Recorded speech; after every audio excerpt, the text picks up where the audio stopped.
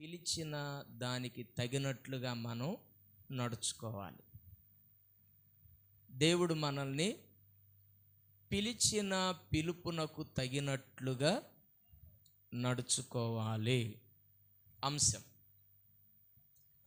ఇక్కడ ఉన్నటువంటి మిమ్మల్ని అందరినీ దేవుడు పిలిచాడా? దేవుడు నన్ను పిలిచాడు అన్నోళ్ళు చేయొద్దండి. 1 2 3 4 5 6 7 8 9 10 అంతేనా? మిమ్మల్ని పిలవలేదు, మిగిలిన వాళ్ళని.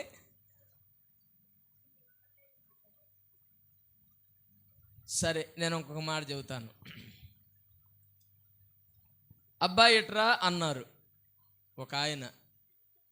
మీరు ఆయన దగ్గరికి వెళ్ళి నిలబడ్డారు. నిలబడినప్పుడు మీరు ఆయన ఏమని అడుగుతారు?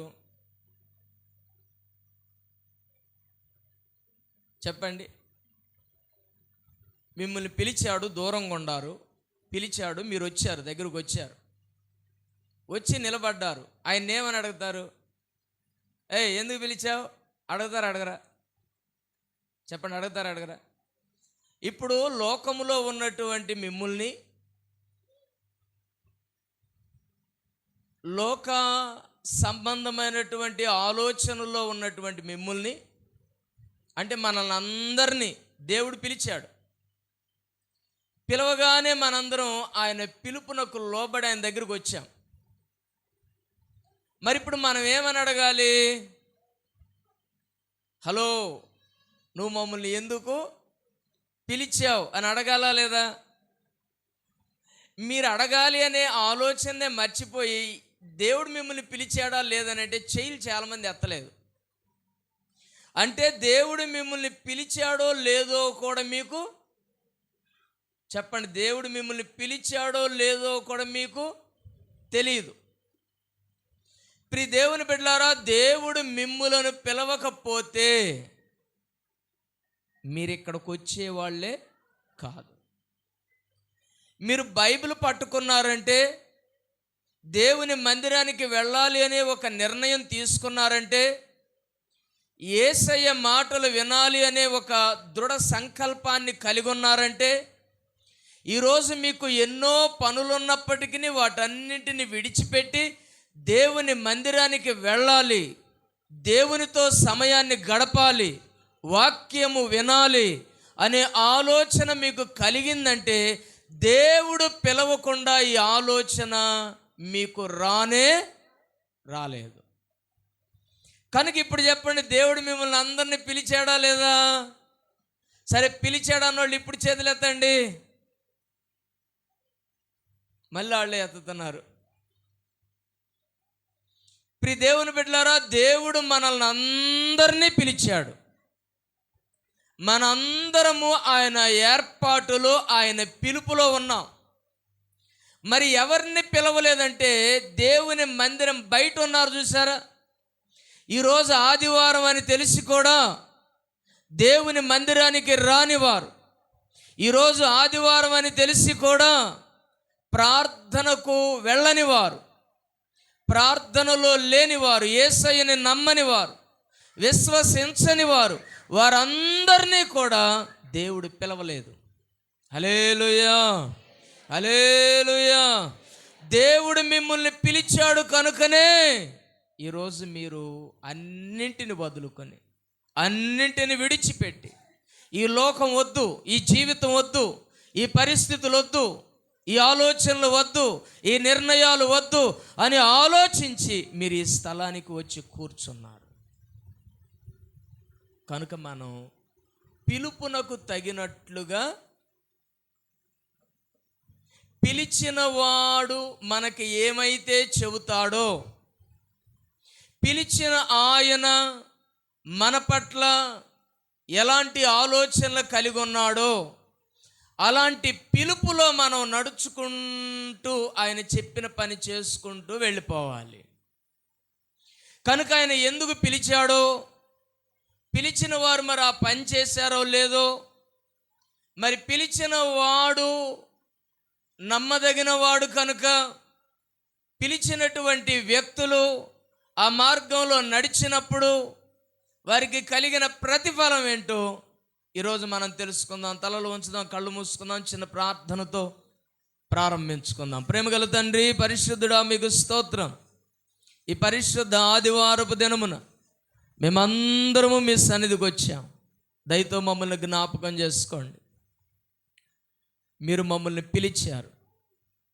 మీ పిలుపునకు లోబడి మేము మీ చెంతకు వచ్చాం కనుక నాయనా, మీరు మమ్మల్ని ఎందుకు పిలిచారో ఆ పిలుపులో మేము నడుచున్నట్లుగా సహాయం చేయండి. ఆ పిలుపును మాకు మరొకసారి జ్ఞాపకం చేయండి. మీ సన్నిధిలో మమ్మల్ని బలపరచున్నాయి. వినగల చెవిని, గ్రహించగల మనస్సును, అర్థం చేసుకునే కృపను మా అందరికీ ఇవ్వమని యేసయ్య నామం పేరట అడుగుచున్నాను తండ్రి, ఆమేన్. దయచేసి పరిశుద్ధ గ్రంథాలు తీయండి. 1వ కొరింథీయులకు రాసిన పత్రిక 1వ అధ్యాయం 26వ వాక్యం. సహోదరులారా, మిమ్మును పిలిచిన పిలుపును చూడుడి. మీలో లోకరీతిని జ్ఞానులైనను ఘనులైనను గొప్ప వంశము వారినైనను అనేకులు పిలువబడలేదు. కానీ ఏ శరీరియు దేవుని ఎదుట అతిశయింపకుండునట్లు జ్ఞానులను సిగ్గుపరచుటకు లోకములో నుండి వెర్రివారిని దేవుడు ఏర్పరుచుకొని ఉన్నాడు. బలవంతులైన వారిని సిగ్గుపరచుటకు లోకములో బలహీనులైన వారిని దేవుడు ఏర్పరుచుకున్నాడు. ఎన్నికైన వారిని వ్యర్థము చేయుటకు లోకములో నీచులైన వారిని, తృణీకరింపబడిన వారిని, ఎన్నిక లేని వారిని దేవుడు ఏర్పరుచుకొని ఉన్నాడు. అయితే ఆయన మూలముగా మీరు క్రీస్తు యేసునందు ఉన్నారు. చాలు. అపోస్తలుడైనటువంటి పౌలు గారు, పరిశుద్ధ పౌలు గారు 1 కొరింథీయులకు రాసిన పత్రికను వ్రాస్తూ, దేవుడు మిమ్మల్ని పిలిచిన పిలుపును చూడండి. లోకములో ఉన్నవారు పిలిచినట్లుగా నేను మిమ్మల్ని పిలవలేదు. లోకములో ఉన్నవారు జ్ఞానుల్ని పిలుస్తారు. లోకములో ఉన్నవారు బలవంతుల్ని పిలుస్తారు. లోకములో ఉన్నవారు ఎన్నిక కలిగిన వారిని పిలుస్తారు. నేను మిమ్ములను అలాగున పిలవలేదు అన్నాడు. ఇప్పుడు ఒక ఉద్యోగానికి వెళ్ళాలి. మనం టెస్ట్లు పెడతారు కదా, ముందు ఎగ్జామ్ ఉండిద్ది. వీడు జ్ఞానవంతుడా కాదా, తర్వాత రన్నింగ్ ఉండిద్ది. వీడు బలవంతుడా కాదా, తర్వాత సర్టిఫికేట్లు వెరిఫికేషన్ ఉండిద్ది. వీడు ఎన్నికైన వాడా కాదా, ఇవన్నీ కూడా తరచి చూచి అన్నిట్లో సెలెక్ట్ అయితే అప్పుడు ఒక ఉద్యోగంలోకైనా ఒక పనిలోకైనా వారిని ఎన్నుకోవటం లోకంలో ఉన్నవారు చూసేటటువంటి విధానం. మరి దేవుడు మనల్ని పిలుచుకున్నాడు. మనం జ్ఞానవంతులమని పిలిచాడా, మనము బలవంతులమని పిలిచాడా, మనము ఎన్నిక కలిగిన వారమని పిలిచాడా? అలా లేదుగా. మనం అజ్ఞానులమైనా మనల్ని పిలిచాడు, మనం బలహీనులమైనా మనల్ని పిలిచాడు, మనం తృణీకరించబడిన వారము, ఎన్నిక లేని వారమైనా దేవుడు మనల్ని, అంటే దేవుడు సెలెక్ట్ చేసేటప్పుడు, దేవుడు మనల్ని ఎన్నుకునేటప్పుడు శరీర దారుఢ్యాన్ని కానీ, చదువును కానీ, స్టేటస్ను కానీ యేసయ్య చూడలేదు. అదేది చూడకుండా యేసయ్యని పిలిచాడు. హల్లెలూయా, హల్లెలూయా. ఎందుకు పిలిచాడు? దేవుని యొక్క గొప్ప పనిని చేయటానికి పిలిచాడు. దేవదూతలు చేయలేని దేవుని ఉన్నతమైన పని చేయటానికి ఉన్నతుడైన, జ్ఞానవంతుడైన, బలవంతుడైన, ఎన్నిక కలిగిన దేవుడు ఆయనతో కలిసి పని చేయటానికి జ్ఞానవంతుల్ని పిలవలేదు, బలవంతుల్ని పిలవలేదు, ఎన్నిక కలిగిన వారిని పిలవలేదు. కానీ ఎందుకు పనికి రాని, తృణీకరించబడిన, ఎన్నిక లేని, అజ్ఞానులమైన, బలహీనులమైన మనల్ని దేవుడు పిలిచాడు. అసలు పిలవటమే గొప్ప విషయం. అలాంటి ప్రభు మనల్ని పేరు పెట్టి, రానాయన నన్ను నమ్ముకో, రక్షణ పొందు, బాప్తిస్మం తీసుకో, నీ కొరకు నా రాజ్యాన్ని స్థిరపరిచాను, నిన్ను నేనున్న స్థలంలో ఉంచుతానని పిలవటమే గొప్ప భాగ్యం. ప్రభుత్వం వారు మనల్ని తృణీకరించారు. లోకంలో ఉన్న ప్రజలందరూ వీడు తెలివి తక్కువడు, వీడు బలహీనుడు, వీడు ఎన్నిక లేనివాడు, కనుక మనల్ని ఎన్నిక చేయక, పిలుచుకోక, తృణీకరించి నెట్టివేసిన మనల్ని, అబ్బాయ్ నా దగ్గర అవకాశం ఉంది రండి అన్నాడు. హల్లెలూయా, హల్లెలూయా. ఒక ఆయన ద్రాక్ష తోటకు పనికి పిలిచాడంట. ఒక తోటమాలి తన తోటలో, ద్రాక్ష తోటలో పని చేయడానికి పిలిచాడు. ఉదయాన్నే కొంతమంది పనికి వెళ్ళిపోయారు, కొంతమంది 12 గంటలకు వెళ్ళారు, కొంతమంది 3 గంటలకు వెళ్ళారు. 3 గంటలకు వెళ్ళిన వాళ్ళు పని చేస్తూ ఉన్నారు. ఇంకా తోట ఖాళీగా ఉంది. పనివాడితో చెప్పాడు, అబ్బాయి ఇంకెవరు లేరా పని చేయటానికని. ఎవరు లేరా, అందరూ వచ్చేసారని. సరే వీధుల్లోకి వెళ్ళు, ఎక్కడ పడితే అక్కడికి వెళ్ళి వెతుకు, ఏ పని లేక ఊరుకునే కూర్చున్న వాళ్ళను కూడా నా ద్రాక్ష తోటలో పని ఉందని పిలుచుకురమ్మన్నాడు. 3 గంటల నుంచి 5 గంటల దాకే పని. మిగిలిన ఎన్ని గంటలు ఉండే? 2 గంటలు ఉండే. ఉదయాన్నే కొంతమంది వెళ్ళారు, 12 కొంతమంది వెళ్ళారు, 3 గంటలకు కొంతమంది వెళ్ళారు. 3 నుంచి 4 గంటల దాకా పనికి పంపించాడు పిలుచుకురమ్మని. వెళితే ఊరుకుని ఏ పని లేక కూర్చున్నారంటే, అబ్బాయి పని ఏం లేదు మీకు, ఏ పని లేదు, మమ్మల్ని ఎవడు పనికి, అయితే ద్రాక్ష తోటలో పని ఉంది రండి అని పిలుచుకొని పోయారు. వారు వెళ్ళి 2 గంటలు పని చేస్తే వారికి దేనారం ఇచ్చాడు. హల్లెలూయా, హల్లెలూయా. ప్రియ దేవుని బిడ్డలారా, ఊరికినే ఏ పని లేని వారు కూడా ద్రాక్ష తోటలో పని చేసి అందరితో పాటు, ఉదయము వచ్చిన వారితో పాటు, 12 గంటలు పని చేసిన వారితో పాటు వీరు కూడా ధ్యానారం తీసుకున్నారు. మన దేవుడు పక్షపాతి కాదు. హల్లెలూయా, హల్లెలూయా. కనుక దేవుడు మనల్ని పిలిచాడు.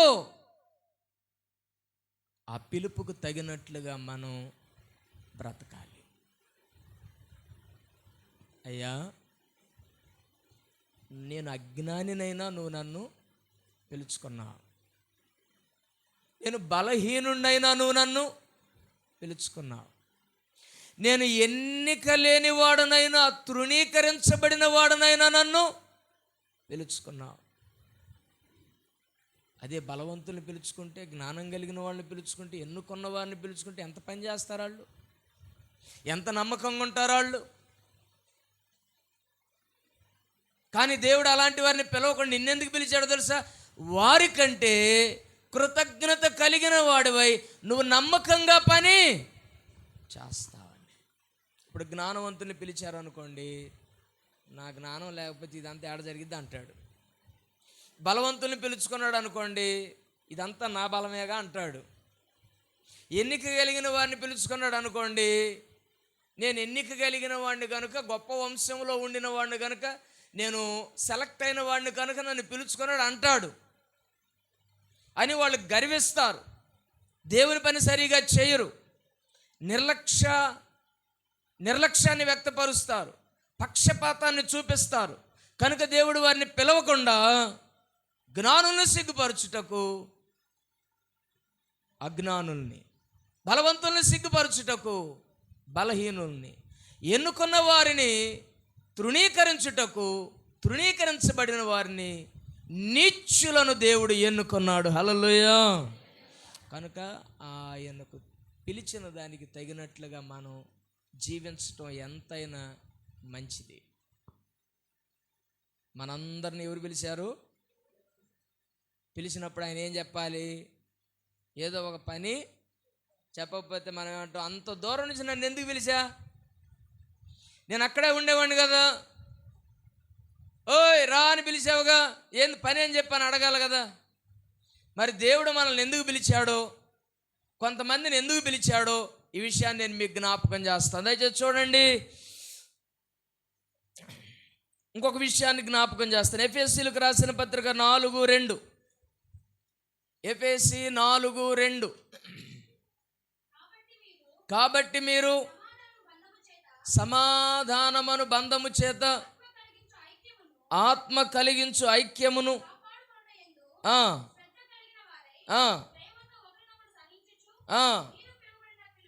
మీరు పిలువబడిన పిలుపునకు తగినట్లుగా దీర్ఘశాంతముతో కూడిన సంపూర్ణ వినయముతోను సాత్వికముతోను నడుచుకొనవలెనని ప్రభువును బట్టి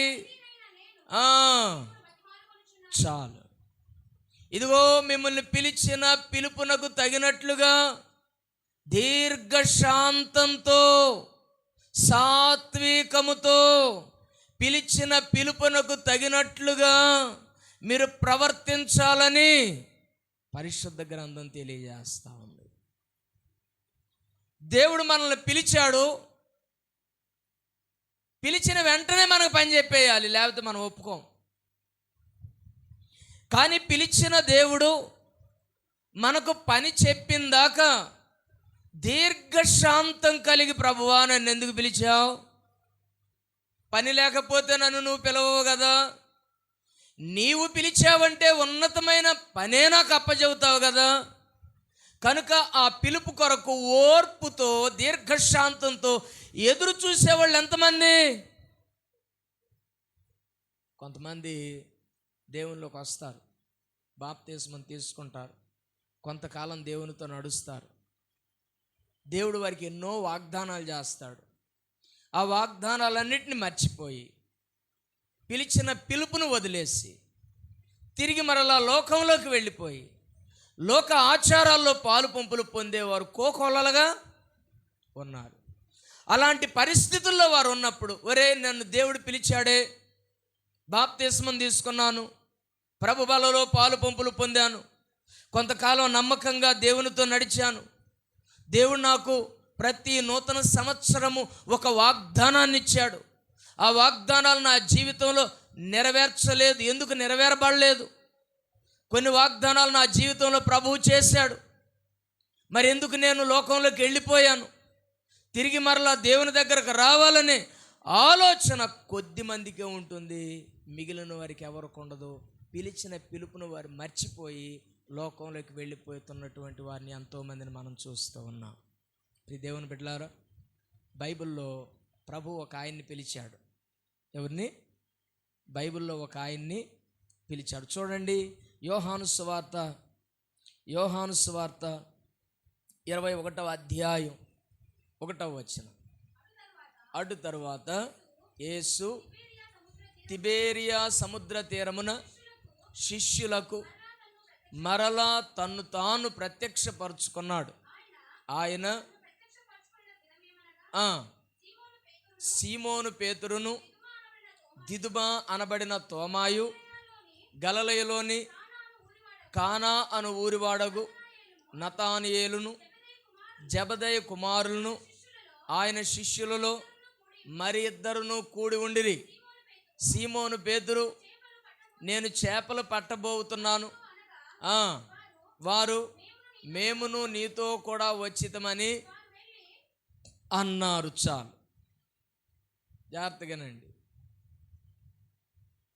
పేతురుకి ఏ చదువు ఉందని దేవుడు పిలుచుకున్నాడు?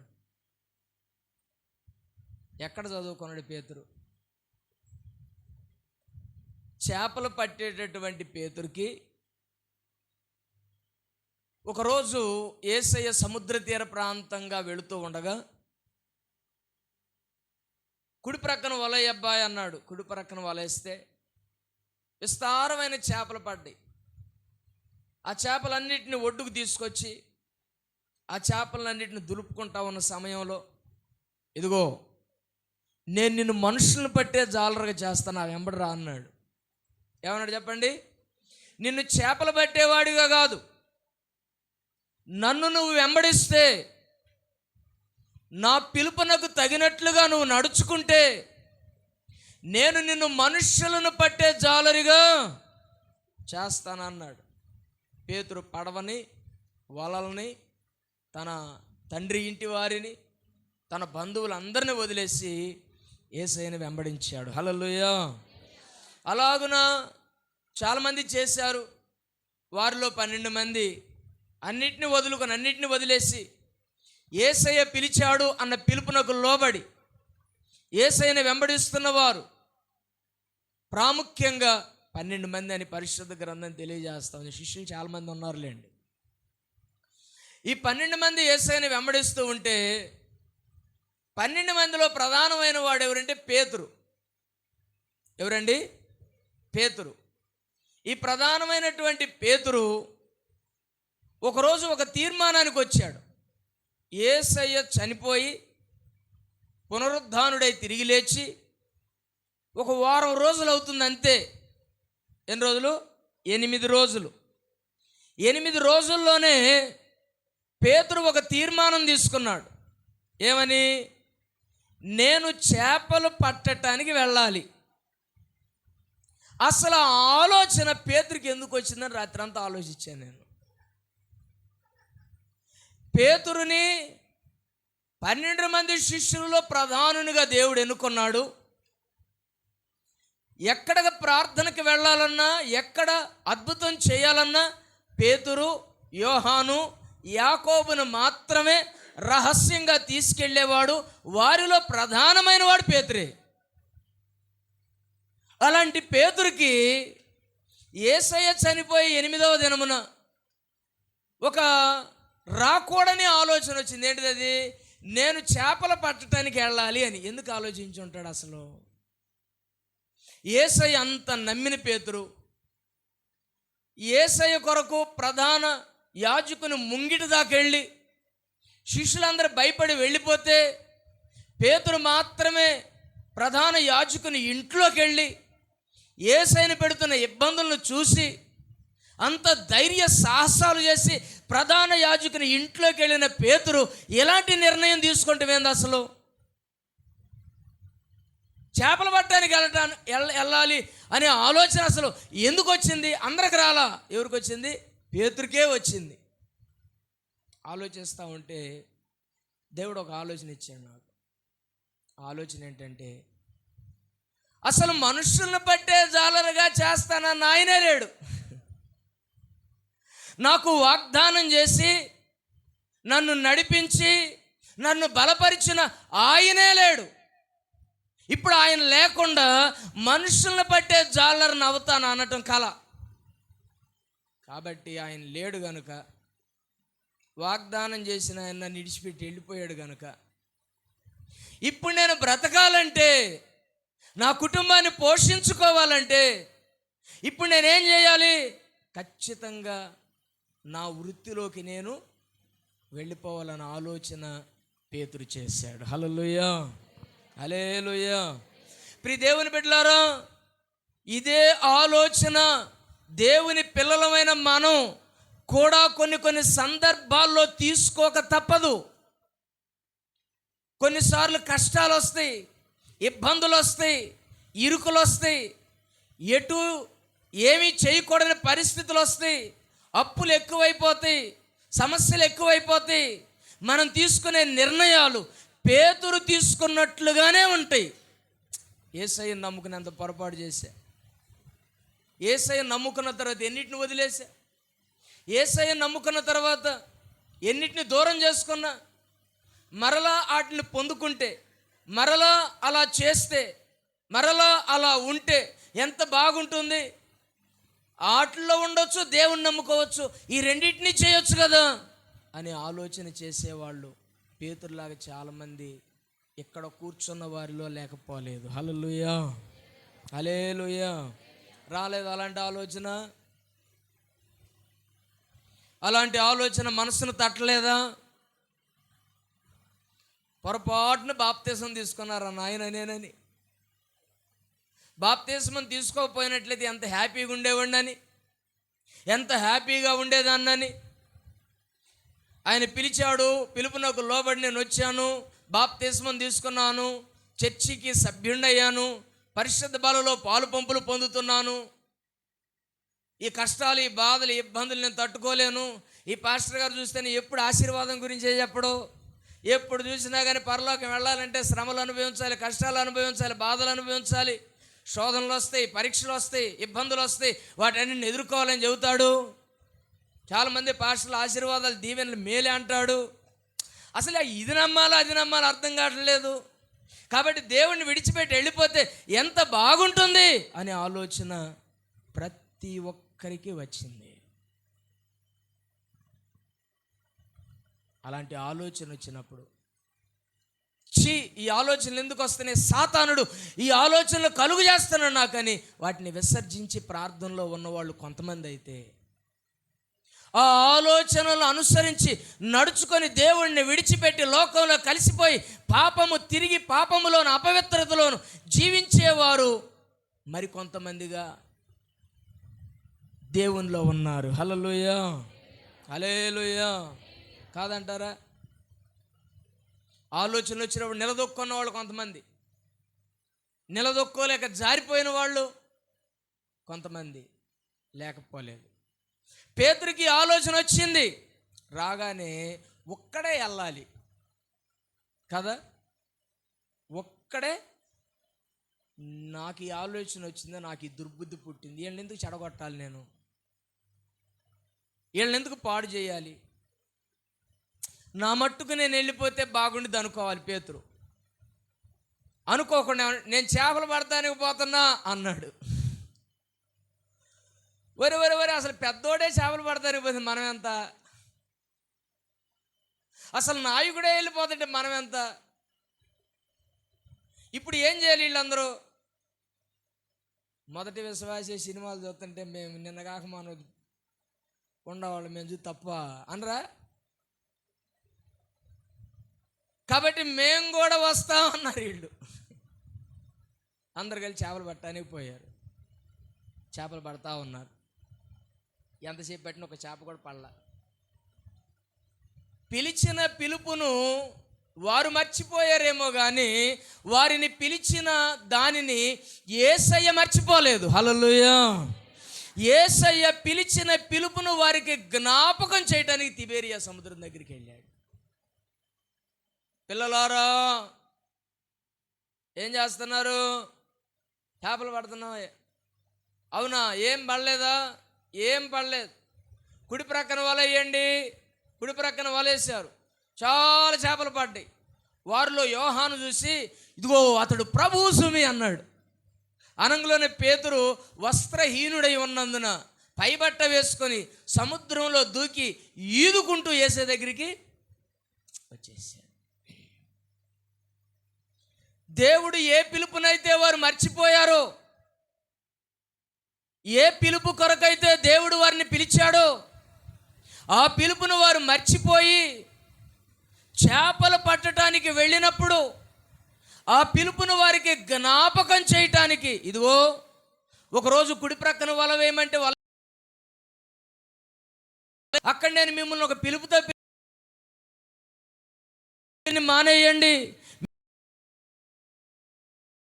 అనగా ఆ పిలుపు ప్రక్కన వల వేయమన్నాడు.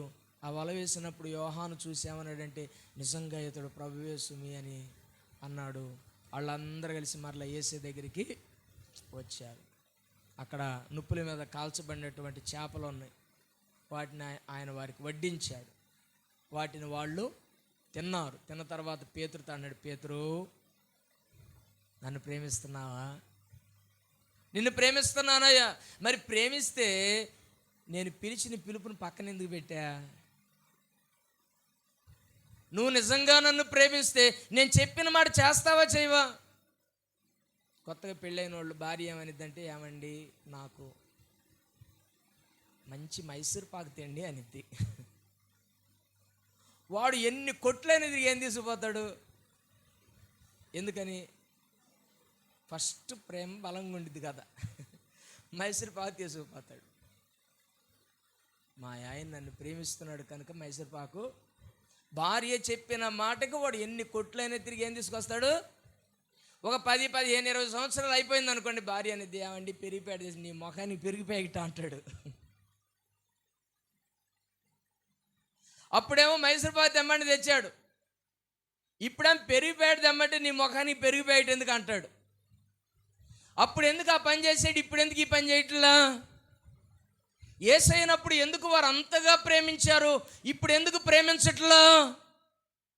ఆయన చెప్పిన మాటకు అంత విలువిచ్చి పడవను, వలలను, చేపలను, బంధువులను, రక్త సంబంధికుల్ని అందరిని విడిచిపెట్టి యేసయ్యను వెంబడించారు కదా. మరి అప్పటి ప్రేమ ఇప్పుడేమైంది? అందుకనే ప్రకటన గ్రంథంలో ప్రభు అంటాడు, మీ ప్రేమ చల్లారిపోయింది అన్నాడు. ఏమన్నాడు? ఉడకప్పుడేమో ఉడుకుతా ఉండిద్ది, కొంచెం సమయం అయిపోయిన తర్వాత ప్రేమ ఏమైపోయింది? కొత్తగా పెళ్ళైన వారి మధ్యలో ఉన్న ప్రేమ ఇప్పుడు వారి మధ్యలో ఉన్న ప్రేమ ఎట్లుండిద్ది? చేదరింపులు, కసిరింపులు కదా, తిట్టుకుంటాలు, అరుచుకుంటాలు, గొడవలు పడటాలు. ఈ పని చేయమంటే వ్యతిరేకంగా ఆ పని చేయటం, ఆ పని చేయమంటే వ్యతిరేకంగా ఈ పని చేయటం. హల్లెలూయా, హల్లెలూయా, హల్లెలూయా. ప్రేమిస్తున్నావా? నిజంగా అయ్యా నేను నిన్ను ప్రేమిస్తున్నాను అన్నాడు. అయితే నా మందన కాయ అన్నాడు. రెండవసారి అడిగాడు, నువ్వు నిజంగా నన్ను ప్రేమిస్తున్నావా? నిజంగా నేను నిన్ను ప్రేమిస్తున్నానయ్యా. అయితే నా గొర్రెలను మేపమన్నాడు. మూడవసారి అడిగా, నిజంగా నువ్వు నన్ను ప్రేమిస్తున్నావా? నేను నిన్ను ప్రేమిస్తున్నాను, లేదు నీకు తెలీదా అన్నాడు. తెలిస్తే తిబేరియా సముద్రం దాకా ఆయన ఎందుకు రావాలి చెప్పండి కదా. ఆయన అంత కష్టపడి పునరుద్ధానుడై తిరిగి లేచిన తర్వాత వారి మధ్యలోకి వచ్చి పిల్లలారా అని ఎందుకు పిలవాలి? భోజనం మనకి ఏమైనా ఉందా అని ఎందుకు అడగాలి? భోజనం వీరికి ఎందుకు వడ్డించాలి, పెట్టాలి చెప్పండి? నీకే తెలీదా అన్నాడు. అయితే నా గొర్రెలను కాయి అన్నాడు. దేవుని బిడ్డలారా, పిలిచిన పిలుపుని వీరు మర్చిపోయారు కానీ పిలిచిన దేవుడు మర్చిపోలేదు. హల్లెలూయా. ఒకవేళ ఈ స్థలంలో పేతురు వలె పిలిచిన పిలుపును మర్చిపోయిన స్థితిలో నువ్వు ఉన్నావేమో, యేసయ్య పిలుపును మరలా నీకు జ్ఞాపకం చేస్తూ సంఘపు బాధ్యతలను, విశ్వాసుల బాధ్యతలను, నువ్వు ఏమి చేయవలసిన వాడవై ఉన్నావో, మనుషులను పట్టేవాడిగా ఉండాలి అని దేవుడు ఏ పిలుపుతో నిన్ను పిలిచాడో ఆ పిలుపును మరలా ప్రభు నీకు జ్ఞాపకము చేస్తున్నాడు. పేతురు తిరిగి వచ్చినట్లుగా, పేతురు లోబడినట్లుగా, మరలా చేపలు పట్టడానికి వెళ్లకుండా మనుషులను పట్టే బలమైన జాలరిగా పేతురు మారినట్లుగా నీవు కూడా ఈరోజు మారుదువుగాక. దేవుడు తన పిలుపుని జ్ఞాపకం చేస్తున్నాడు. దేవుడు నిన్ను ఎందుకు పిలిచాడో తెలుసా? నువ్వు మనుషులను పట్టడానికి. హల్లెలూయా, హల్లెలూయా. ఒకప్పుడు నువ్వు మంచి మేధావి, సినిమాకు పోవాలంటే ఒక్కడో పోయావా? 10 మందిని ఎంబడి పెట్టుకుపోయావు. మార్కెట్కి వెళ్ళాలంటే ఒక్కడో పోయావా? 2-3 ఎంబడి పెట్టుకెళ్ళావు. ఫంక్షన్కి వెళ్ళాలంటే ఒక్కడో పోయావా? 2-3 ఎంబడి పెట్టుకుపోయావు. ప్రార్థనకు రావాలంటే ఇప్పుడు ఒక్కదాని వస్తున్నావు. ఎందుకని? అప్పుడు కూర్చుని వాళ్ళ ఇంటి దగ్గర కూర్చుని, నువ్వు రాకపోతే బాగాదురా, అసలు నువ్వు వస్తే బాగుండిద్ది, ఇద్దరం కలిసిపోదాంరా, కావాలంటే ఛార్జింగ్ నేను పెట్టుకుంటారా, మరలా సాయంత్రం కల్లా వచ్చేద్దాంరా అని వాళ్ళ ఇంటికాడ కూర్చొని బతిమలు ఆడుకొని ఛార్జీలు పెట్టేస్తానని చెప్పి అంతగా ప్రేమించి ఆ వ్యక్తిని తీసుకొని నీ వెంబడి నేను రానన్నా కానీ వెంట పెట్టుకుని వెళ్ళిన నీవు ఈ రోజున ఒక్కదాని వస్తున్నావంటే దేవుడు నిన్ను పిలిచిన పిలుపుని నీవు మర్చిపోయావు. హల్లెలూయా, హల్లెలూయా. కనుక ఆ పిలుపుని జ్ఞాపకం చేసుకో. దేవుడు నిన్ను పిలిచినట్లుగా అందరిని పిలిచాడు. దేవుడు నీకు ఇచ్చినట్లుగా స్వాస్థ్యం పరలోక భాగ్యాన్ని అందరికి ఇస్తున్నాడు. అయితే వారికి తెలియదు, నువ్వే వారికి తెలియ చెప్పి వారిని పిలుచుకొని రావాలి. హల్లెలూయా. పేతురు తిరిగి మరలా పిలుపులో నిలబడ్డాడు. చేపలు పట్టడానికి వెళ్ళల, మనుషులను పట్టడానికి వెళ్ళాడు. హల్లెలూయా. చేపలు పెడితే 300 గొప్ప చేపలు పడ్డాము. ఒకసారి పేతురు చేపలకు వల వేసాడు. అపోస్తుల కార్యం ఏమేశాడు? వల వేస్తే 3000 మంది 3000 చేపలు పడ్డాయి. హల్లెలూయా, హల్లెలూయా. ఒక్క ప్రసంగంలోనే 3000 మందిని రక్షించాడు. చేపలు పడితే 300 పెట్టాడు, మనుషులను పడటం మొదలు పెడితే 3000 పెట్టాడు. హల్లెలూయా. ఒక్క పేతురు 3000 మందిని రక్షిస్తే మనం ఒక్కళ్ళని రక్షించలేకపోతున్నాం. అంటే మన పిలుపును మనం నిర్లక్ష్యం, మన పిలుపును మనం మర్చిపోయాం. ఈరోజు ప్రభువు నీకు నీ పిలుపును జ్ఞాపకం చేస్తున్నాడు. నువ్వు దేవుని దగ్గరికి వెళ్ళినప్పుడు వట్టి చేతులతో వెళ్ళకూడదు.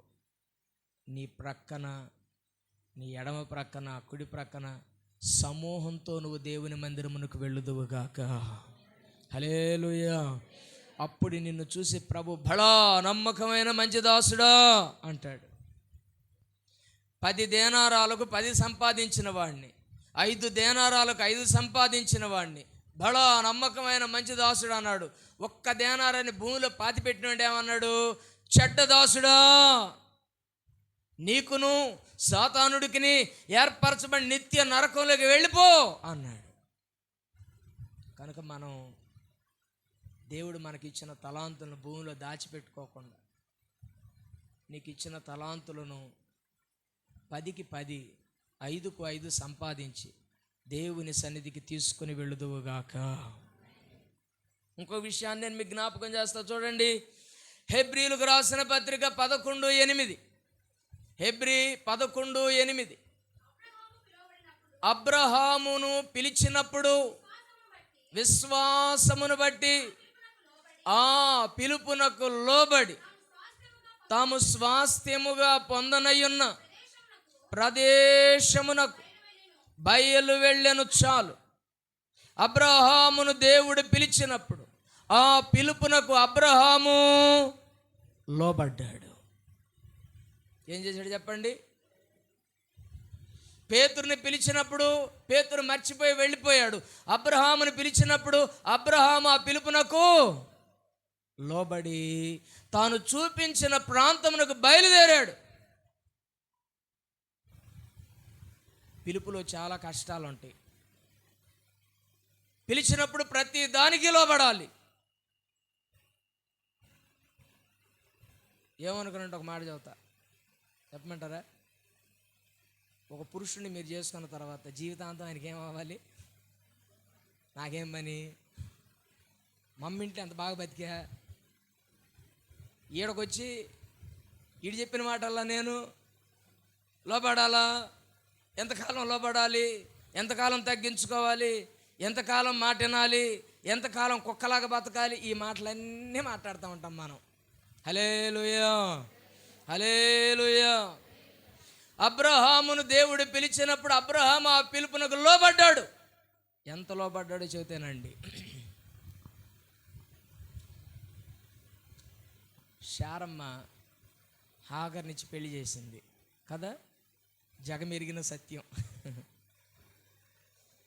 పెళ్లి చేసిన తర్వాత హాగర్ గర్భవతి అయింది శారమ్మకు ముందే.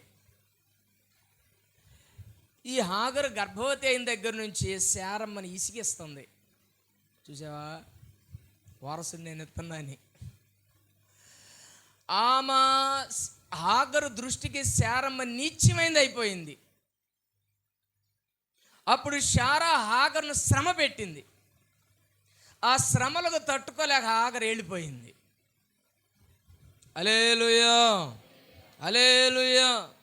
షూరు మార్గంలో దేవుని దూత కనపడి మరలా ఇంటికి పంపించింది. ఇంటికి వచ్చిన తర్వాత మరలా శారమ్మ అబ్రహాంతో మాట్లాడి, ఈ దాసి దీని బిడ్డని నా కళ్ళ ముందు తరివేయి అంది. ఎవరికైనా మనసెట్టు చెప్పండి కదా. కానీ అబ్రహాము శారమ్మ మాట అన్నప్పుడు దేవుడు అబ్రహాంతో మాట్లాడాడు, శారా చెప్పినది చెయ్యని. శారమ్మ చెబితే ఎనలా, నీకెంత భాగం ఆమెకు అంత భాగం అంటున్నాడు, నీకెంత వాటా ఆమెకు అంత వాటా అంటున్నాడు, ఇద్దరు సర్దుకోండి అంటున్నాడు, నువ్వేగా ఆమెకు నాకు ఇచ్చింది అంటున్నాడు, అసలు తలకాయ నొప్పి నువ్వేగా తెచ్చిపెట్టింది అంటున్నాడు. ఇదంతా ఆయన దేవుడు ఏమన్నాడంటే, శారా మాట వినన్నాడు. ఇక అంతేనండి, ఒక నీళ్ళ తిత్తిచ్చి కొంచెం ఆహారం పెట్టి మా పాప అని పంపించేశాడు. హల్లెలూయా, హల్లెలూయా. దేవుడు పిలిచిన పిలుపునకు అబ్రహాము కష్టమైన కన్నీళ్ళైనాలో పడ్డాడు. ఒకరోజు వచ్చింది, శారమ్మకు పిల్లోడు పుట్టాడు. హాగర్ లేదు, వెళ్ళిపోయింది. ఇప్పుడు వారసుడు ఒక్కడే అయ్యాడు, కొంచెం పెరిగి పెద్దోడు అయ్యాడు. దేవుడు అబ్రహాంతో మాట, అబ్రహామా నీకు ఒక్కడై ఉన్నటువంటి నీ కొడుకును నా కోసం బలి అన్నాడు. పిలుపు అట్టుండిద్ది. మరి దేవుడు పిలిస్తే అట్లా పిలుస్తాడు. పిలిచిన దేవుడు నమ్మదగిన వాడు. దేవుణ్ణి నమ్మాడు, ఇంత దూరం ప్రయాణం చేశాడు. దేవుడిచ్చిన వాగ్దత్త పుత్రుడే, దేవుడే వాగ్దానం చేసి కుమారుణ్ణి ఇచ్చాడు. ఈ కుమారుని ద్వారా ఆకాశ నక్షత్రాల కంటే నీ పిల్లలు విస్తారం అవుతారని ఆ బిడ్డను గురించి ఎన్నో వాగ్దానాలు చేశాడు. చివరికి ఏమంటున్నాడు, బలి అన్నాడు.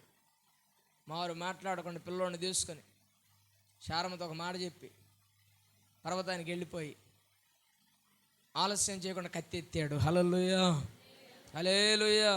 ఆగా అబ్రహామా, బాబా 2 సార్లు చెప్పినట్టు నీ కొడుకుని చంపేస్తావుగా, నువ్వు నీ కొడుకుని చంపొద్దు. పొదలలో ఇరుక్కున్న పొట్టేలు ఉంది, దాన్ని తీసుకొచ్చి నీ కుమారునికి మారుగా బలి అన్నాడు. బలిచ్చాడు. హల్లెలూయా, హల్లెలూయా. పిలుపునకు లోబడి పిలుపునకు తగ్గించుకుని అబ్రహాం వెళుతున్న సమయంలో అబ్రహాంకి ఎన్నో పోరాటాలు, ఎన్నో కొట్లాటలు, ఎన్నో సమస్యలు.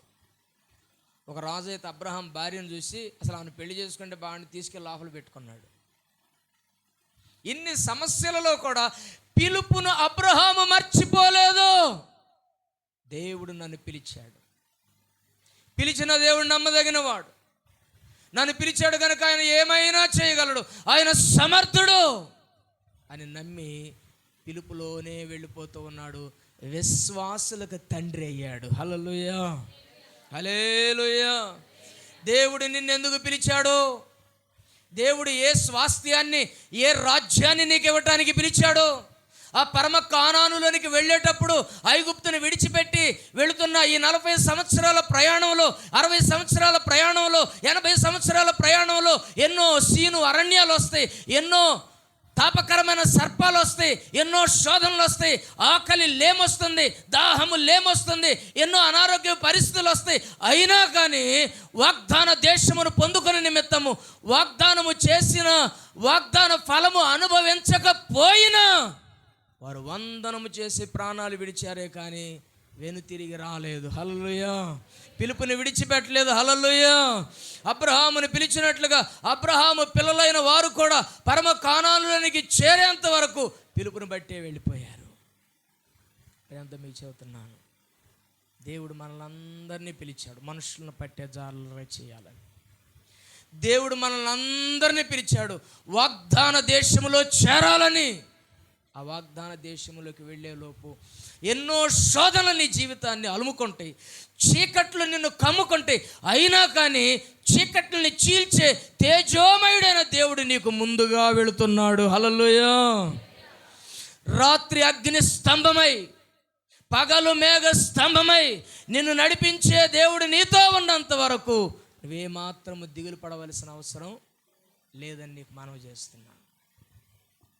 ఎంతో దేవుడు నిన్ను పిలిచాడు, పిలుపుకు తగినట్లుగా నువ్వు వెళ్ళిపో. హల్లెలూయా. 3వ విషయాన్ని నేను చెప్పిన మాటలు ముగిస్తాను. చూడండి, 2వ రాజుల గ్రంథం 5వ అధ్యాయం 20వ వచనం. అంతటా దైవజనుడైన ఎలీషాకు సేవకుడగు గేహజీ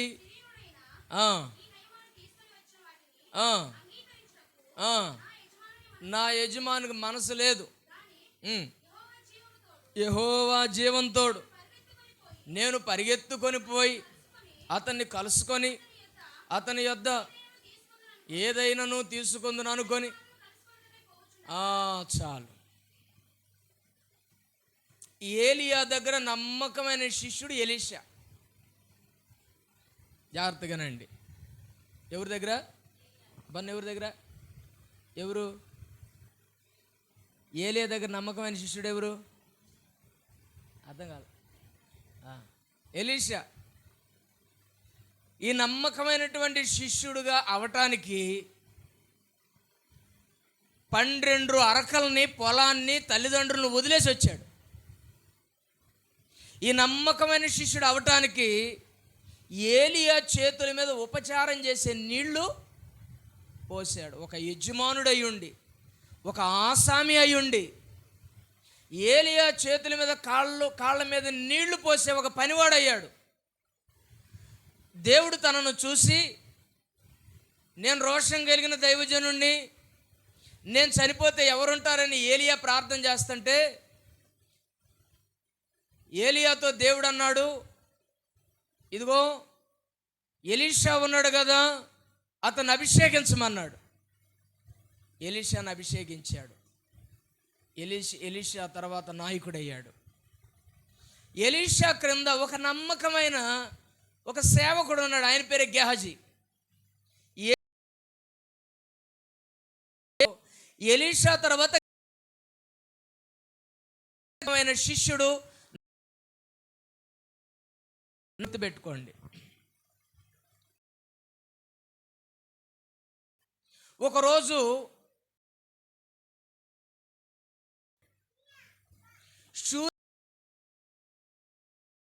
కొరకు ఆయన ఇంటి మీద గది కట్టించింది. కొంతకాలం ఆ ఇంట్లో ఉన్నారు. ఉన్న తరువాత సేవకుడైనటువంటి దైవజనుడైనటువంటి ఎలీషా ఆమె గురించి ఏమీ పట్టించుకోలేదు, కానీ గేహజీ మాత్రం ఆమె కుటుంబ పరిస్థితులన్నీ గమనించాడు. హల్లెలూయా. మంచిగా గమనించగలిగిన నమ్మకమైన వ్యక్తి.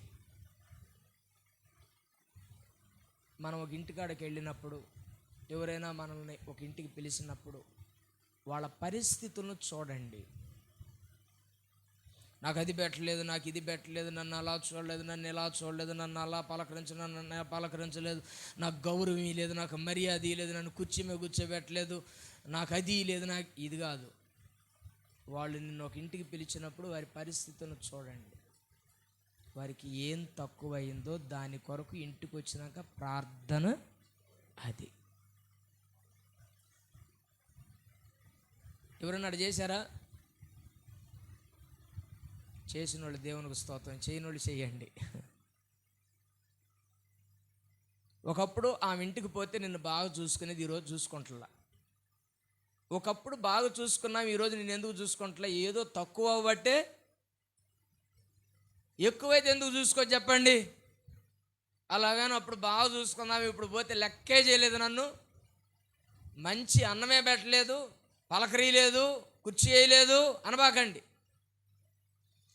ఎలీషా షూనేమీరాలు ఇంటికి వెళ్ళి భోజనం చేసి పండుకుంటున్నాడే కానీ గెహజీ ఆ ఇంటి పరిస్థితులన్నీ గమనిస్తా ఆమెకు పిల్లలు లేరన్న విషయాన్ని గుర్తించాడు. హల్లెలూయా.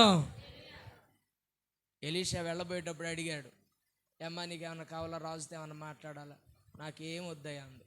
గెహజీ అన్నాడు, అయ్యా ఆమెకు పిల్లలు, దానికోసం ప్రార్థన చేయి. అంత నమ్మకమైన వాడు గెహజీ. మరుసటి ఏటికి నీకు పిల్లడు పడతాడు పో అన్నాడు. ఆ మాట గుర్తు చెప్పినట్టయితే ఆమె ఏం అడిగేది కాదు, ఈయనేమి ఇచ్చేవాడు కాదు. అంత నమ్మకమైన ఎలీషా దగ్గర ఉన్న గెహజీ పరిస్థితులను అర్థం చేసుకుంటాడు. పరిస్థితులను దైవజనుడి దగ్గరకు తీసుకెళ్తాడు. ఈ పరిస్థితి కొరకు ప్రార్థన చేయ అంటాడు. మీరెవరైనా ఇంటికి వెళ్ళినప్పుడు వారింటి పరిస్థితులు బాగానప్పుడు దైవజనుడి దగ్గరకు వచ్చి ఆ విషయాన్ని తెలియజేసేవారిగా గెహజీ వలె మీరుందురుగాక. అంత మాత్రమే కాదు, పిల్లడు పుట్టిన తర్వాత ఈ పిల్లవాడు చనిపోయాడు. చనిపోయిన తర్వాత ప్రియదేవుని బిడ్డను తీసుకొని అమావాస్య రోజు వేరే రోజు వెళుతూ ఉంటే తన భర్త అడిగాడు, ఈరోజు అమావాస్య కదా ఎందుకు వెళ్తున్నావు అని. లేదు, దైవజనుడి దగ్గరికి వెళ్ళాలి, కలుసుకోవాలని చెప్పేసి ఆ బిడ్డని ఆ ఇంటి గదిలో మేడ గదిలో పండబెట్టేసి ఈ మొక్కతే గాడి గంత కట్టేసి వెళ్ళిపోయింది దైవజనుడి దగ్గరికి. బిడ్డను పోగొట్టుకున్న బాధ, దైవజనుడు చెప్పుకోవాలనే ఆత్రం, పరిగెత్తుకుంటే ఆయన కాళ్ళ మీద పడతా ఉంటుంటే గజయ్ పక్క తిరుగు అని ప్రక్కకు నెట్టేశాడు. హల్లెలూయా. దైవజనుడిని ఎవరిని తాకనివ్వడు, దైవజనుడి దగ్గరకు రానివ్వడు, దైవజనుడి మీద చెయ్యి వేయనీయుడు. ఆ స్త్రీ అయినా పురుషుడైనా దైవజనుడు చుట్టూ సెక్యూరిటీగా ఉన్నవాడు గెహజీ. హల్లెలూయా. ముట్టొద్దు, దైవజనుడు పట్టుకో, ఒక సమస్య అని చెప్పు, దూరంగా ఉండు. అంత సెక్యూర్గా ఎలీషాకు ఉన్న దైవజనుడు, తర్వాత దైవజనుడు అయినటువంటి గెహజీ. హల్లెలూయా. ఈరోజు అలా ఎవరు ఉండరు? కాపర్ను కొడితే గొర్రెలు చెదిరిపోతాయి కదా. ఏసాను పట్టుకుని ఒక దెబ్బ ఏసాను పట్టుకుని సంఖ్యలు బిగించి ఇట్లా లాగేసరికల్లా పేతురు తప్ప అందరు ఇటు వెళ్ళిపోయారు. ఎంతోమంది సేవకులను ఇబ్బందులు పెడుతున్నారు, కొడుతున్నారు, చిత్రహింసలు చేస్తున్నారు. సంఘం అంతా ఒకటే దైవజనుడి పక్షాన్ని నిలబడితే దైవజనుడికి 1000 ఏనుగులు అంత బలం. హల్లెలూయా, హల్లెలూయా. అలా కొన్ని సంఘాలలో లేరు. ఏ దైవజనుడైనా ఎవరైనా ఒక మాట అంటే మా సంఘ దైవజనుడు కాదు కదా, మా సంఘ విశ్వాసి కాదు కదా అని అనుకోకుండా మీరు వారికి సపోర్టుగా ఉందురుగాక. అంత సెక్యూర్గా ఉన్నాడు. అలాంటి గెహజీ ఒకరోజు నయమాను కుష్ఠరోగం పోయి నయమాను తీసుకొచ్చినటువంటి తదితర సామాన్లన్నీ, బహుమానాలన్నీ దైవజనుడైన ఎలీషాకు, అయ్యా ఇవన్నీ నీకోసమే తెచ్చా, నా రోగాన్ని బాగు చేసావు, ఇవన్నీ నీకేనయ్యా తీసుకోనంటే అసలు వాటిలో ఒక్కటి కూడా నేను ముట్టుకొని వెళ్ళిపో అన్నాడు. కాదయ్యా తీసుకోయా, లేదు నేను తాకను, వెళ్ళిపో అన్నాడు. అలా వెళ్ళిపోతూ ఉండగా గెహజీ మనసులో ఒక ఆలోచన వచ్చింది, మా దైవజనుడికి మనసు లేదు కానీ నేను తీసుకుంటే నేను పరిగెత్తుకొని పోయి వాళ్ళ దగ్గర నేను కొంత తీసుకొని రావాలని ఆలోచన చేసి దైవజనుడి దగ్గర నుంచి వెళ్ళిపోయాడు. రథము వెంట పరిగెత్తాడు. గుర్రాలు ఎంత వేగంగా పరిగెత్తాయి, అంత వేగంగా పరిగెత్తాడు. హల్లెలూయా, హల్లెలూయా. డబ్బు కోసం, సంపద కోసం, దైవజనుడు వద్దన్న దానికోసం ఒక నమ్మకమైన గెహజీ, విచారణకర్త అయినటువంటి గెహజీ పరిగెత్తాడు. అంత పరిగెత్తడం అవసరమా? అంత పరిగెత్తేవాడు అయితే ఒక ఆయన పరిగెత్తాడు రథం అంటే ఎవరు? కొత్త నిబంధనలో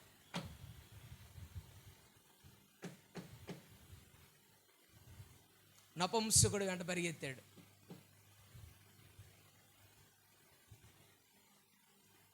ఏదంట చూస్తున్నా మొహం వెంక, ఎవరమ్మా పరిగెత్తింది?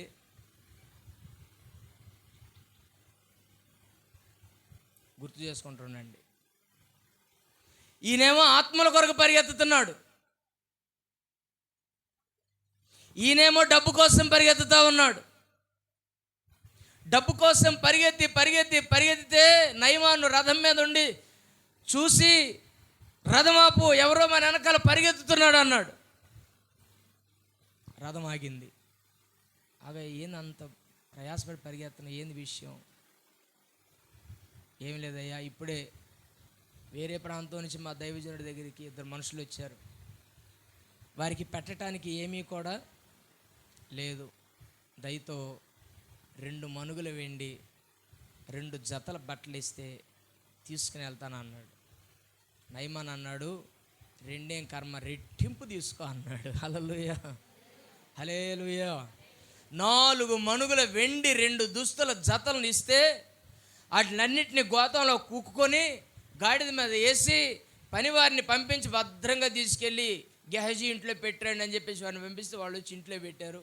ఏమి ఎరగనట్లుగా వచ్చి గెహజీ ఎలీషా ముందు నిలబడ్డాడు. హల్లెలూయా. ఎలీషా గెహజీతో అన్నాడు, గెహజీ ఎక్కడ పోయా అన్నాడు. ఎక్కడ పోయానది నీ ఎదురులేనా? నువ్వు రథము వెంట పరిగెత్తుతున్నప్పుడు నా ఆత్మ నీతో కూడా రాలేదా? వస్త్రములను, సంపదను, ద్రాక్ష తోటలను, ఒలివ తోటలను సంపాదించుకొనుటకి ఇది సమయమా? ఎందుకంత పిచ్చి పని చేశావు? నయమానుకు కలిగిన కుష్టు నీకును, నీ పిల్లలకును, నీ సంతతికిని అంటి ఉండునుగాక, పో నా దగ్గర నుంచి అన్నాడు. హల్లెలూయా. ఒక శిష్యుడు స్థానంలో ఉండవలసిన వాడు, ఒక అగ్రస్థానంలో ఉండవలసిన వాడు. ఏలియా తర్వాత ఎలీషా, ఎలీషా తర్వాత గెహజీ.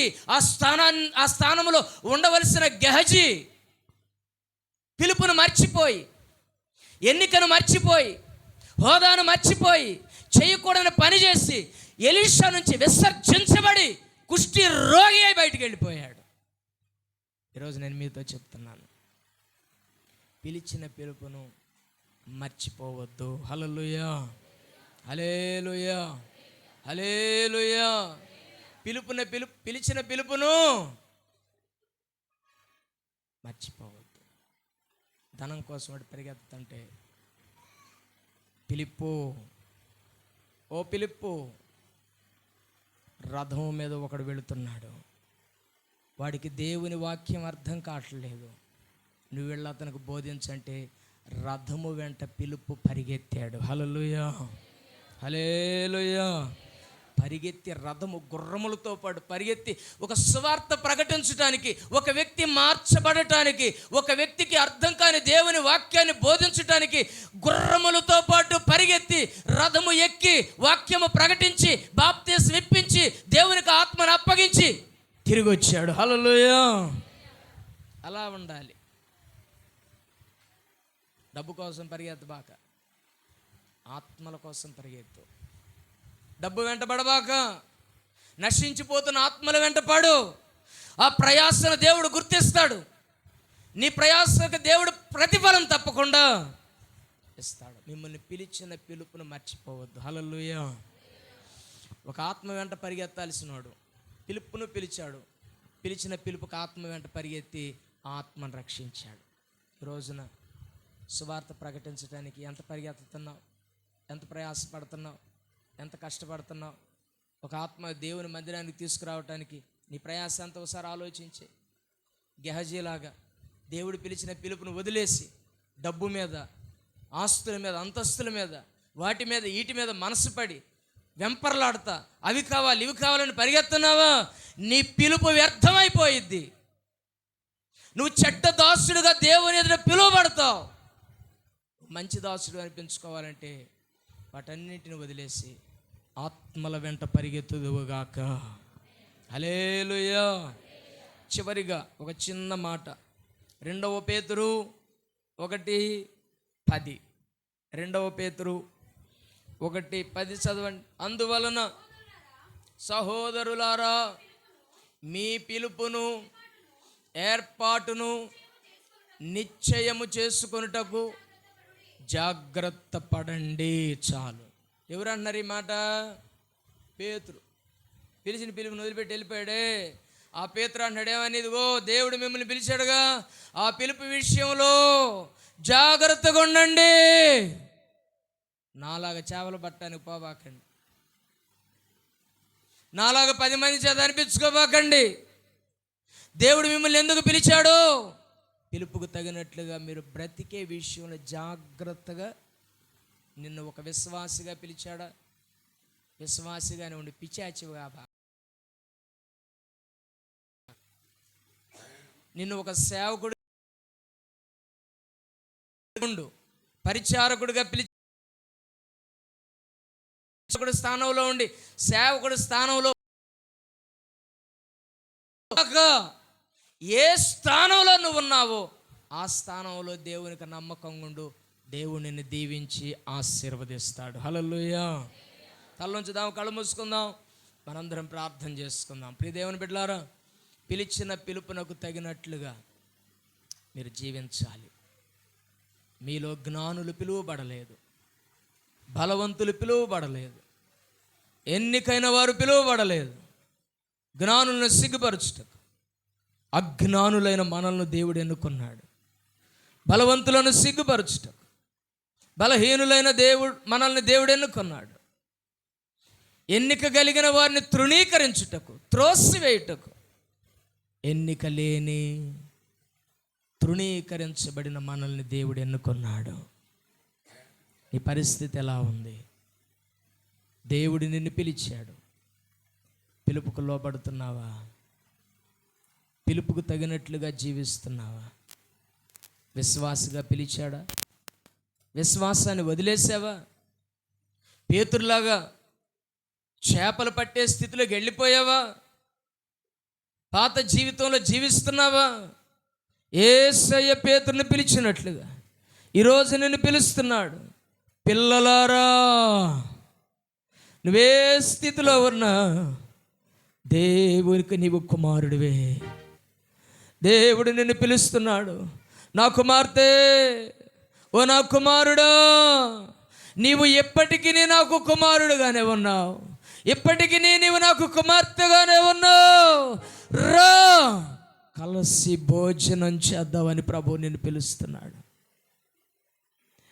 పిలుపుని నిర్లక్ష్య పెట్టావు. నువ్వెవరివో అన్న విషయాన్ని మర్చిపోయావు. నువ్వు బాప్తిస్మం తీసుకున్న బిడ్డవని మర్చిపోయావు. ఒకప్పుడు ప్రార్థన చేసిన బిడ్డవని మర్చిపోయావు. ఒకప్పుడు దేవునితో జీవించిన బిడ్డవని మర్చిపోయావు. ఇప్పుడు లోకంలో జీవిస్తున్నావు. అయినా పేతురుని పిలిచినట్లుగా దేవుడు నిన్ను పిలుస్తున్నాడు. నా కుమారుడా, నా పిలుపుని ఎందుకు మర్చిపోయావు? ఎందుకు నీ స్వాస్థ్యాన్ని మర్చిపోయావు? రా, నేను నీతో ఉంటాను. రా, నేను నిన్ను బలపరుస్తాను. రా అయ్యా, వస్తే 10 మంది 10 రకాలుగా అయినా రా, నేనున్నా.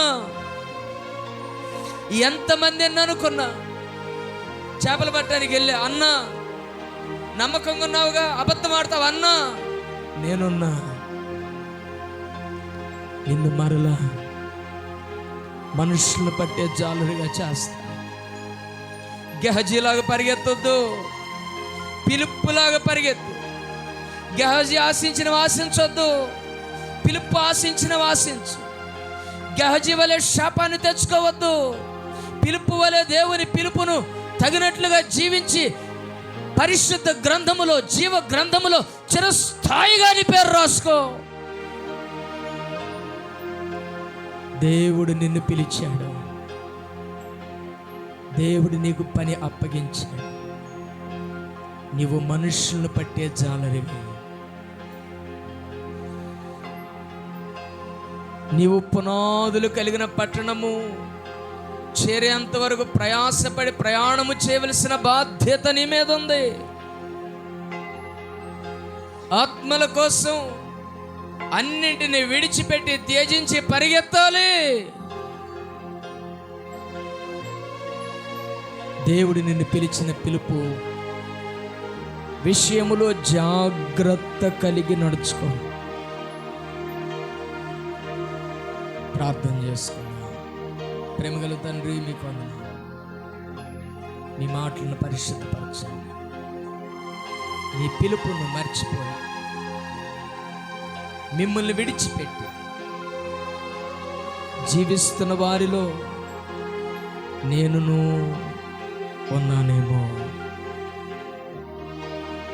నేను కూడా ఉన్నానేమో. నన్ను శుద్ధీకరించండి. పేతురు మీద ప్రేమ చూపించినట్లుగా నా మీద కూడా ప్రేమ చూపించే దేవుడు అయ్యా. పేతురుని పిలిచినట్లుగా నన్ను కూడా నా కుమారుడా, నా కుమార్తె అని పిలుస్తున్న దేవుడు అయ్యా. తిరిగి నీ దగ్గరకు వస్తున్నానయ్యా. నువ్వే పని అయితే అప్పగించావో ఆ పని చేస్తానయ్యా. నన్ను నిలబెట్టయ్యా. నన్ను బలపరచయ్యా, నాకు తోడుగా ఉండయ్యా, నాతో మాట్లాడయ్యా, నన్ను కడుగయ్యా, నన్ను శుద్ధీకరించు నాయనని ప్రార్థన చేస్తున్నాను తండ్రి. ఈ స్థలంలో ఉన్న ప్రతి బిడ్డను మీరు పిలిచిన పిలుపుకు తిరగాలి, ఆ పిలుపుకు లోబడాలి, పరిగెత్తుకుని వెళ్ళాలి. అట్టి కృపను గ్రహించు. యేసయ్య నామం పేరిట అడుగుచున్నాను తండ్రి, ఆమేన్. అలాగే ఉన్న